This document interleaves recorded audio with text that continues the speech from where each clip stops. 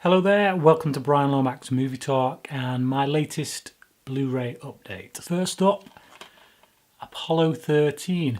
It's a strange one, Apollo 13, because whenever I look at it I always think, the science fiction film, and it's not science fiction at all, it's science fact. So yeah, it's a true story, biographical, it's science fact, but yeah, it's like a space movie. It feels like a science fiction film, I guess, but it's not at all. But it is a really good film. Ron Howard on directing duty, and yeah, Ron Howard I think is one of my favourite directors. He's had a few misses. I think of like the Da Vinci Code, that series of films I'm not particularly enamoured with, but he's also done some really damn fine work. Cinderella Man being one of my personal favourites of his, but yeah, really, really cracking film.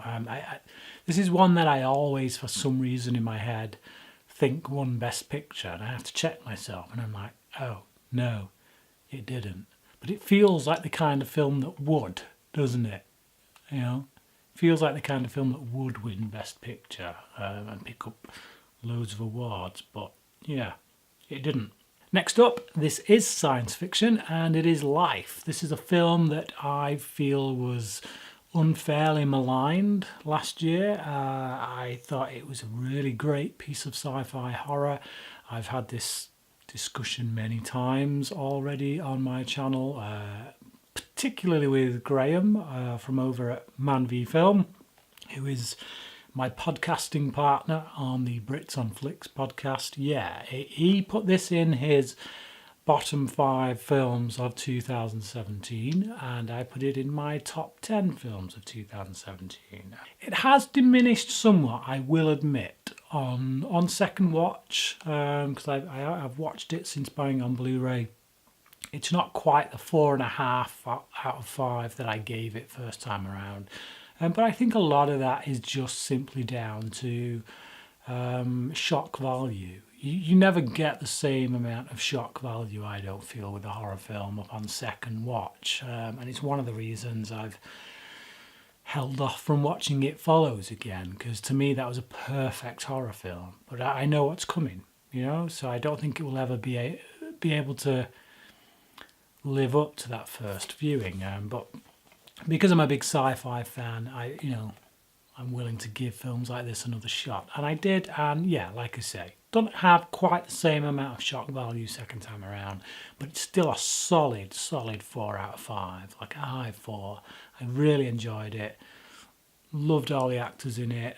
Some shocking surprises, some things you don't expect given the cast. And some great direction from Daniel Espinosa, who, again, is pretty good filmmaker, I think, from the few films I've seen of his. But yeah, Life. This is probably my favourite of his so far. Next up, another underrated one in my mind, and that is Jason Bourne. I feel like I've talked about this before on my channel. I've probably talked about most of these films on my channel, to be honest, at some point.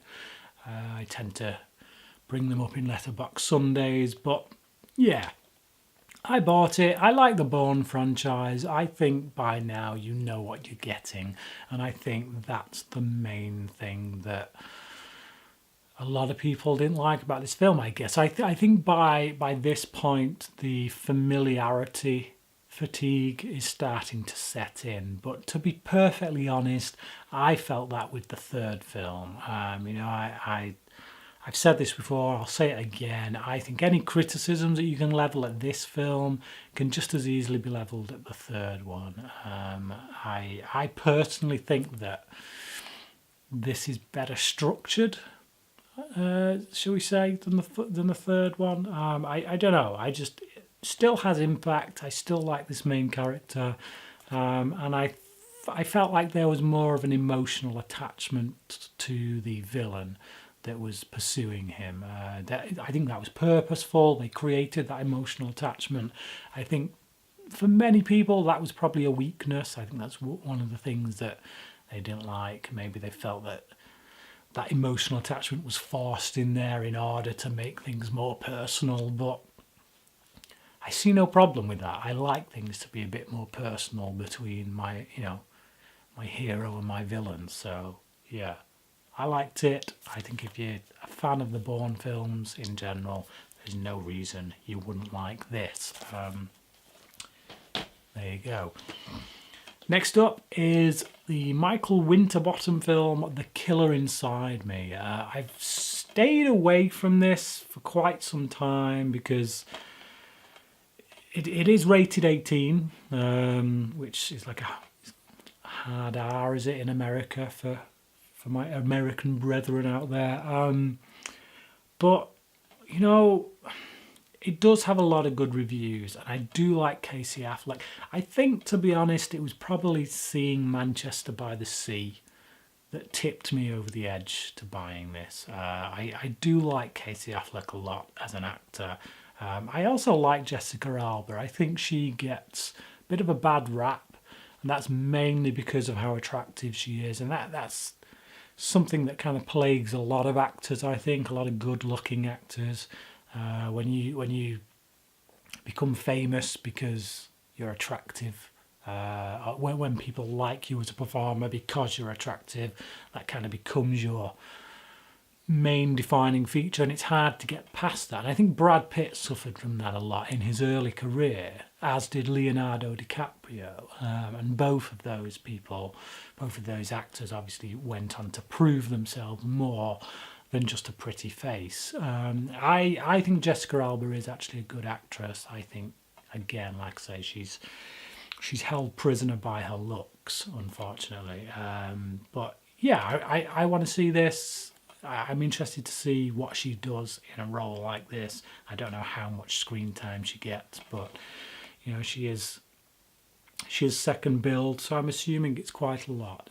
Like I say, it's probably going to be a while before I get to this. I think I'm going to have to be in the right mood because it just looks like one of them films that's going to be pretty heavy going. Maybe a one watch kind of thing, but we'll get there. Next up, guilty pleasure territory, which is unknown. Not that I really buy into the whole guilty pleasure thing, because you like what you like, and I don't think you have any reason to feel guilty about it. You only have to answer to yourself with regards to what you like.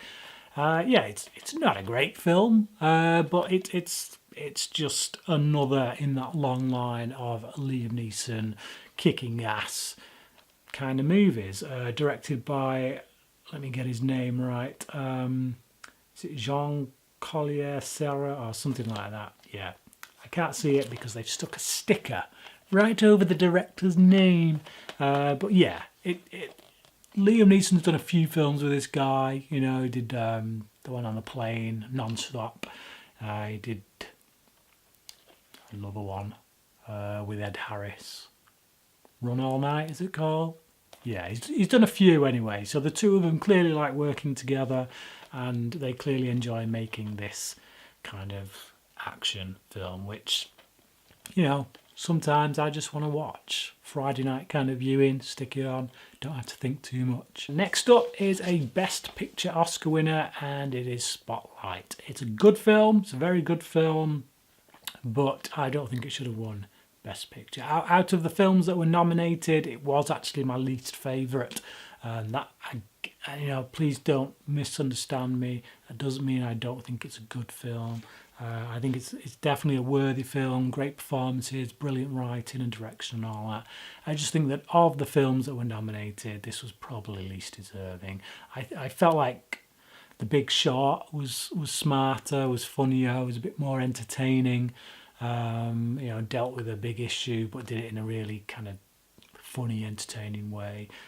Hateful Eight obviously was nominated the same year as this, and that was a really brilliant Tarantino piece of work. Revenant, so yeah, get a grip, It's good, it's not that good. Next up is Hidden Figures. This is a film that was nominated for Best Picture, and again, I didn't really feel like should have been. I really liked it, enjoyed it a lot. If you've seen The Help, and you liked The Help, then I think you'd like this. And vice versa, if you've not seen The Help but you enjoyed this, I urge you to check out The Help. I personally think The Help is the better film. I found it more enjoyable. Not to say that this isn't. It is. It's just it's a feel good movie. You know, it's a very good film, really well handled, great performances, all that usual stuff. Kevin Costner's very enjoyable in this as well. I'm a bit of a fan of Kevin Costner, it must be said.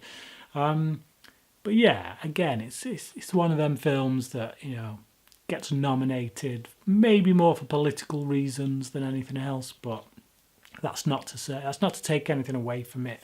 It is a good film, but yeah, I can think of a dozen other films that probably deserve that nomination over this. Next up is one of my all-time favourite films. It's my favourite Paul Thomas Anderson film. It is Magnolia. It is a 3-hour epic. It's very intense, very drama-filled. Some people might say melodramatic in some quarters, but I just think, yeah, it's heavy going. It's very well written. I think if I could have been responsible for writing a screenplay, I would say this one. You know, if I could write something as amazing as this, I probably wouldn't put as many F-bombs in it. But yeah, I just absolute stunning piece that just floors me every time. I get to the end of it and I feel like I've had a workout in the best possible sense. Has one of my all-time favourite movie characters in the shape of John C. Reilly's officer Jim Curing. I love the relationship between him and Melora Walters' character. Melora Waters' character. Both just two very broken, kind of damaged people in their own way, but who find love. I'm an old romantic. What can I say?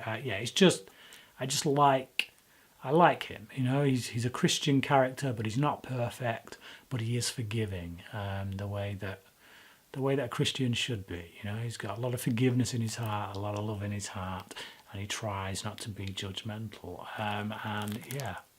What more can we ask from a human being? But it's really what the film is all about in general. It's just, you know, it's about not judging people. It's about recognizing that the past shapes us all. And that because of that we are perhaps all damaged in some way, and therefore we need to treat each other better than we do. It's a beautiful film, says so much. I love it. Next up is The Amazing Spiderman. I like it. It's a good comic book movie, solid. I probably prefer it, if I'm being perfectly honest, to the Sam Raimi stuff. I love the Sam Raimi Spider-Man films, you know, like when they came out, you know, I thought they were fantastic, but I don't think they've aged particularly well. If we're being honest, you know, let's watch them with a fresh pair of eyes. I think there are aspects in them that haven't dated very well.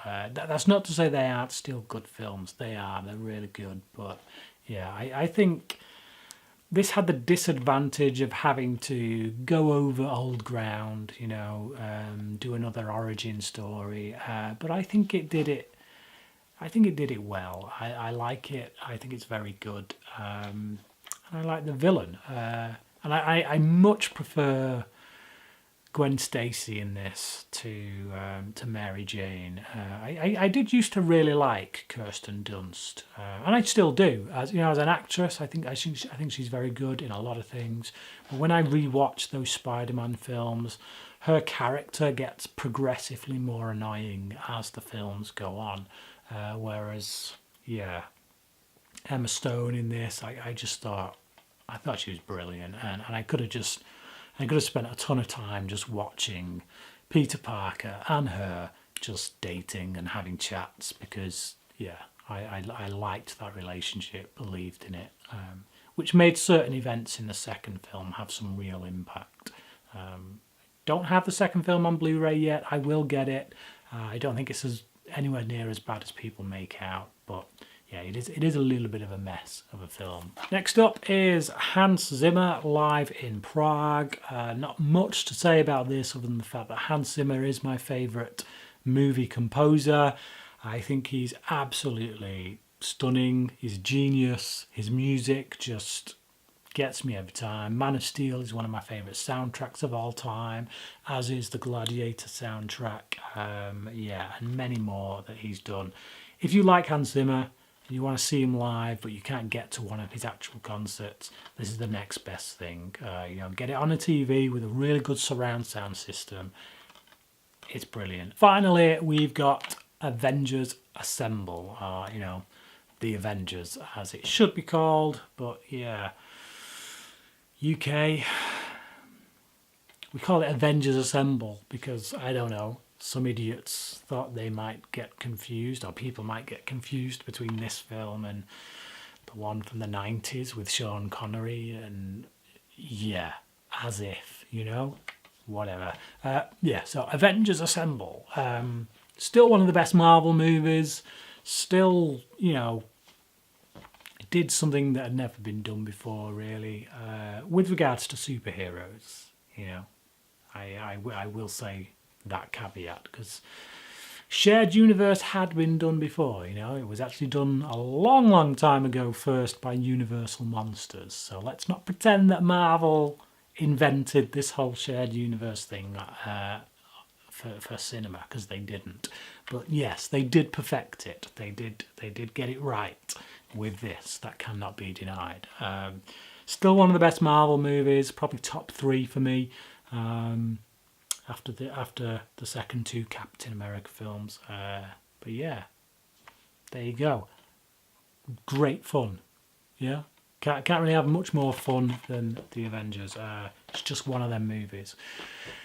So that's it. That's this Blu-ray update. Please do let me know what you think of these latest pickups. Comment below and leave your thoughts. And until next time, cracking.